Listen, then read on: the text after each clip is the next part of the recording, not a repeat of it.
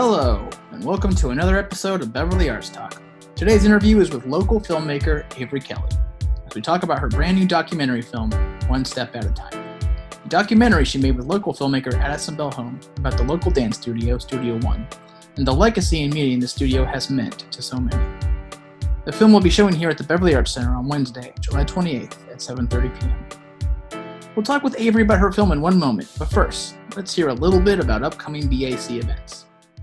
Starting July 26th through August 1st, come see a staged reading every night of the week at the BAC Playwright Festival. Unpublished playwrights, both local, national, and international, whose submissions were selected by a BAC jury, will be read and heard by audiences and selected juries alike for a chance to have their play picked for a fully mounted production slot in the 2022-2023 Professional Theater Series at the BAC. Please visit our website for more information on the playwrights and their works being debuted. All right. And now for our interview with Avery Kelley, one of the filmmakers behind One Step at a Time.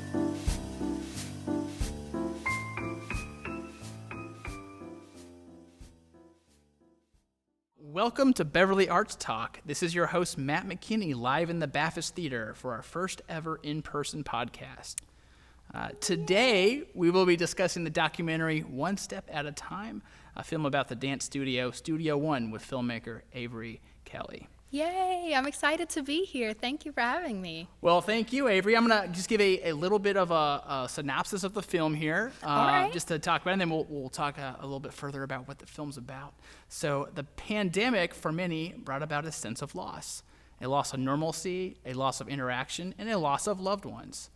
These emotions were felt by generations around the globe. The feeling of loss plagued Avery Kelley for months during the pandemic. Avery, a 13-year-old 7th grade student in Chicago, Illinois, throughout the pandemic felt the loss of normalcy, being in the classroom, interacting with her bestie, her grandma, and most of all, interacting with her dance family at Studio One Dance Theater. As a writer-creator, Avery decided to take her passion for writing to ease this grief. She decided to create a story of what Studio One Dance Theater has meant to her. Avery invited Addison Bellholm, a 14-year-old aspiring director, to collaborate on the project, birthing the documentary One Step at a Time. The film will be shown at the BAC on Wednesday, July 28th at 7:30 p.m. The tickets are $5, and they are available on our website at www.beverlyartscenter.org. All proceeds benefit the Beverly Arts Center. Avery, welcome to Beverly Arts Talk. So happy to have you here.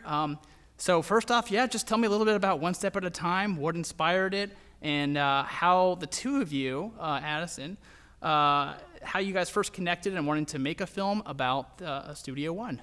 Okay, so first off, thank you so much for having me. I'm so excited to be here at BAC right now in person.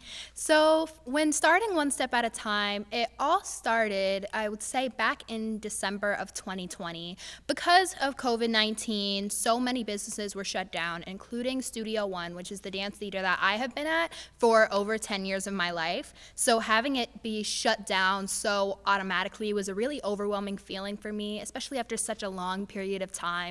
I just found myself some nights just crying and sobbing over it, just like, oh, I wish I could go back to Studio One, see all of my Studio One family. And so I had a talk with my mom, and I was just ranting to her about how sad I was feeling and all the overwhelming emotions. And she had told me, well, why don't you use your skills? Why don't you use the arts, which you love, to try and fix that and help kind of fill a void that really in some way is unfillable, because the studio means so much to so many different people. So therefore, I decided to, why not do a documentary to be able to show such the fantastic family that the studio has created, all of the empowerment that it has instilled into me, along with all of the Black excellence that it has shown throughout Chicago and throughout all of the youth that have been within their program. So then afterwards, when doing the entire documentary, it was a really crazy process, but I invited Addison along. Me and her, we had connected through, I believe, a mutual family friend, and then afterwards our moms were able to connect, and we met, and then we were able to talk back in summer 2020. And then when starting the project, I realized, oh, I don't know if I want to do this alone. It would be stressful considering I have to balance school along with my work, and being 13 years old, that was kind of difficult. So I invited her along on the project, and thankfully she said yes. So we were able to co-direct it together and do it all throughout COVID. So we had no in-person interviews. We had to do so much work to be able to make sure that it could all come together. But in the end, it was able to come together into a story that I'm glad that the audience has loved so far, and hopefully the audience at BAC will love as well. Yeah. Wow. So tell me a little bit about the history of kind of when you met, Addison. Like, what was that conversation like when you sort of approached her for working on the film? Yeah, so me and Addison, first our moms connected. So they had, I believe, like a phone conversation. I remember my mom being in the backyard talking with her mom, because I think the reason, I'm sure that this is the reason how they met. I had done a documentary for my school's history fair, which is connected to National History Day, the Chicago Metro History Fair, and I did a documentary on Soul Train, and it went to the National Museum of African American History and Culture. And then that mutual friend of both my family and her family told Addison's mom about it. Then first they talked, and then we had a FaceTime call, and at first it was a little bit awkward because we had never met each other, so we were just trying to learn a little bit about each other. I learned a bit about her directing business, Director's Eye, and then afterwards she learned a bit more about me, my writing, and my production company, Inspired Melanin. So we had been able to talk, but then afterwards we didn't really talk that much. We texted back and forth sometimes when we found out about different film opportunities online, but other than that, we didn't really socialize too much. And then once the documentary started and I was like, okay, I need her to be on this project because it would be such a fun collaboration, then afterwards we started doing Zoom meetings, brainstorming more. So overall, that was the history of how me and Addison met. And at first it was kind of vague, and it was kind of just like, okay, two girls that are out here trying to conquer film. And then it turns into us actually being able to do that with a film that we both were able to direct together. So it was really fun. Wow. And how did you sort of divvy up like the interview, like who you were going to interview? How did you get to that process? And what was that like you have to do those probably over Zoom or Google Meet? I mean, having done this podcast now, the entire time over, interviews over, it's probably very similar, Yeah. So were you like taking notes, recording them? How was that? How was that process? Oh, so first off, we started doing pre-production, so that includes all of the casting, kind of figuring out everything with all of the materials that we were going to use. So thankfully, the executive director of Studio One, Pamela Avery, she is fantastic. She is like the mind behind all of Studio One. I had asked her about the documentary and first asking her permission because it's on her dance studio, so I want to make sure it's okay. But she helps us with a lot of the casting. Considering I've been at the studio for 10 years, I knew some people that I felt like, okay, this will definitely make an impact if they were in the documentary. But she, having run the studio for over 3 decades, she knows people that have been in the ins and outs of the studio. So she was able to help us a lot with casting, which thankfully was a blessing because majority of those people were able to be in the documentary and said yes, thankfully. I'm just so grateful for them. So when me and Addison had to figure out how to even do this entire interview process in the first place, it was kind of difficult. So what we decided to do is we would do Zoom meetings with all of the interviewees, all of the people that we were interviewing, and we would record the meetings, but the recorded meetings are not the actual footage we use in the documentary. We had to go rent cameras, rent lenses, and then buy microphones, ring lights, tripods, and a lot of other materials and give them full in-depth instructions so they would be able to record themselves. And then afterwards we would go back, we would drop off the equipment to them, they would record themselves with that equipment while being on the Zoom meeting with us, so we would still be able to interact with each other. But then afterwards, we had to go pick the equipment up, take the SD card out, extract their entire interview, put it in a Google Drive, and then drop off the equipment to the next person. So it was a month-long process when it came to filming. So it was really difficult. Thankfully, to my amazing parents, we were able to sanitize all the equipment so it was COVID safe, considering we were, in that time, the cases were so much higher in Chicago. Right. So we just wanted to make sure everyone was safe. We weren't transferring anything. So we were able to sanitize it and then drop it off to people. And thankfully, we were able to get it all done. And there were some people, I think there were 2 people that were out of state that filmed themselves on their phones. But other than that, we had to do that entire process with all of the equipment. So it was difficult, but thankfully we got it done even in those very uncertain times. Yeah. What were a lot of these interviews about? What were they talking about? Just their experiences at Studio One?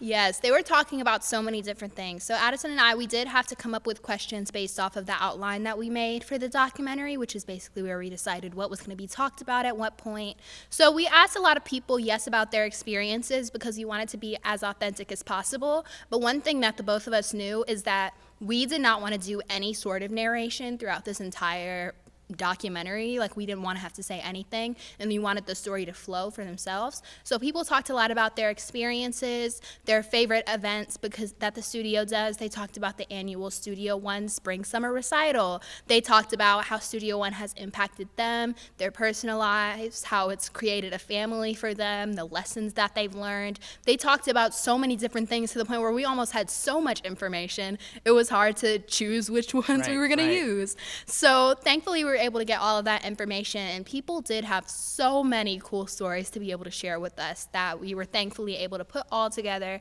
into this documentary that would be able to touch the audience. So we did have a lot of questions that the interviewees were able to answer.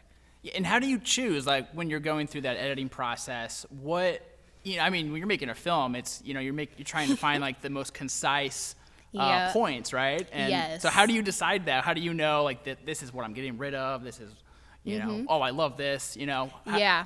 So overall, we had something called an EDL, which stands for an edit decision list. We did have a professional editor edit the documentary. So what Addison and I had to go and do, after we had all the interview footage back on the SD card in our Google Drive, we had to do transcripts for all of those interviews and write down everything that they said so we can decide which points we're going to use that fit into the outline of the documentary that we were able to create. And then afterwards, we put it all in the list along with extra media, because it isn't just the interviewees, but it's also pictures and video footage of the studio from the beginning of the studio to right before COVID. So we had all of that, so we had to try and piece it together, and there were so many drafts of the EDL. We had one, and then we sent it over to our editor. He edited it, and we got it back, and we were like, okay, we don't know if we like this. And then we redid the entire thing, and then afterwards we sent it back, and we were like, okay, we like this a little bit better. And then we just kept editing it down, and we tried to get very concise things from the people that we were interviewing, but some people did have things that they ran on, which is okay. So we cut that, put other people in between, and went back to them. So it was kind of difficult at first, considering it was something I had done in the past with the pilot episode I had done for a scripted series I was writing, but then again, it was scripted, and this wasn't. So having an outline was definitely key to it, but then just having all of that extra information and doing the EDL to put it all in made the process a bit smoother for us. Right. So obviously there's music in it too, right? I saw you had a long list of music. How do you decide then where the music goes on top of, I'm a music guy, so so I'm always, that's like where I always go to. So with the songs, like, how do you place that? How do you know it's the right song for? Ooh, that was definitely one of our challenges, I will say that. The first thing that we did the entire documentary first before we even added in the music, because we didn't want to have our music choices and then be too long after we cut something out of the documentary. Yeah. So we made sure that we were fully clear with what we wanted in terms of all of the footage. Then afterwards, we went and one of the main concerns that we had is, okay, let's make sure that the music that we have, we get the licensing for it, because if not, then afterwards we'll have to pay a lot of money because we'll get copyrighted and then it can hurt our film, and we don't want that to happen.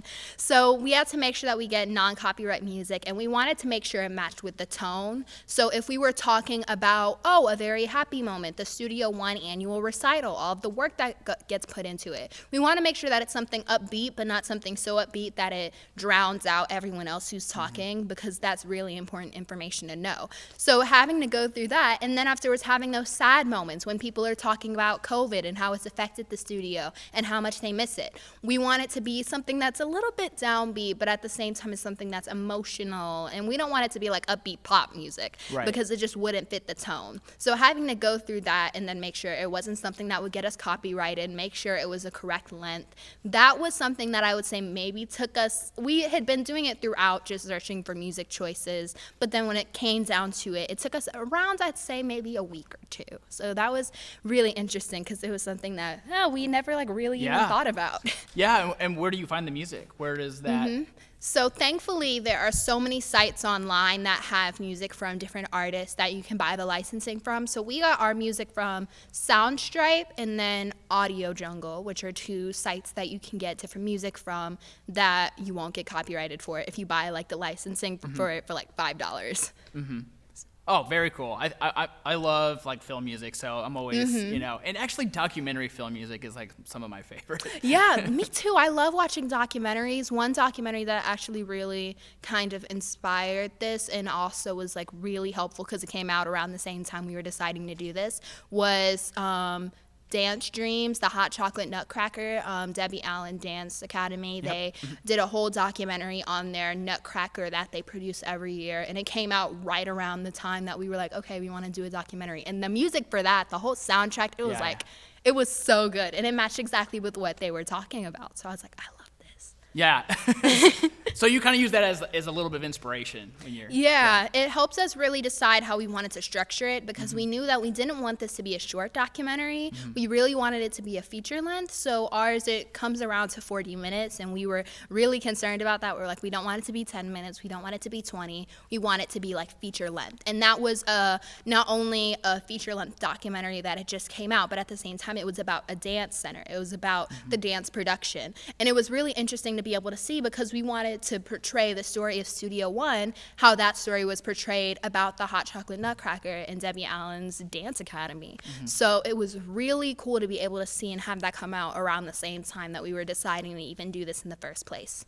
Are you and Addison considering maybe trying to get this film into any festivals? Yes, it's been something that we've been considering from the beginning. We knew we wanted to do a premiere that was for the people to be able to come out, especially the studio family, because without them, Studio One would not be what it is, and we wouldn't be able to portray this story in the first place. So our goal is to get it into some festivals, so hopefully we're able to make that happen so we can have lots of other industry professionals be able to see it as well and give their opinion on it, and hopefully even get the entire documentary to some national grounds, which will be really fun and will be really cool to see. So how did you personally discover filmmaking, and what was kind of like that introduction where you were like, this is really what I want to do?